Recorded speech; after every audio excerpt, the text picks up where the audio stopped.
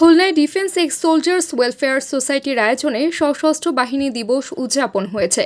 বৃহস্পতিবার সকাল ৯টায় defence x soldiers welfare সোসাইটির খুলনা জেলা সভাপতি অবসরপ্রাপ্ত সার্জেন্ট মোহাম্মদ সিরাজুল ইসলামের সভাপতিত্বে ও সাধারণ সম্পাদক অবসরপ্রাপ্ত সার্জেন্ট মোহাম্মদ বেল্লাল হোসেন মোল্লার সঞ্চালনায় অনুষ্ঠানে বক্তব্য রাখেন খুলনা বিভাগীয় সভাপতি অবসরপ্রাপ্ত senior warrant officer Mohammad Abdul Malek Khan, senior সহ সভাপতি অবসরপ্রাপ্ত ওয়ারেন্ট অফিসার মোহাম্মদ শফিকুল ইসলাম, খুলনা বিভাগীয় প্রধান উপদেষ্টা অবসরপ্রাপ্ত অনারারি ক্যাপ্টেন মোহাম্মদ মাহবুবুল আলম মোল্লা। মুক্তিযুদ্ধের স্মৃতিচারণ করে বক্তব্য পেশ করেন অবসরপ্রাপ্ত ওয়ারেন্ট অফিসার সর্দার শহীল্লা, গাজী ওয়াহিদুজ্জামান, মোহাম্মদ সোহরাব হোসেন, জুলফিকার আলী, গোলাম রহমান, মোসলেউদ্দিন, জয়নুল ইসলাম প্রমুখ।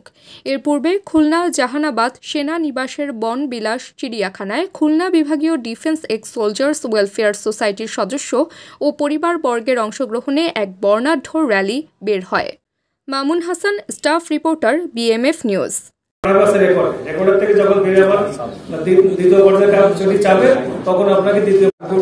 অনুমতি চাচ্ছি, এই চিঠিটা আমরা সমস্ত ডিলিট করে দেয়। ওই চিঠি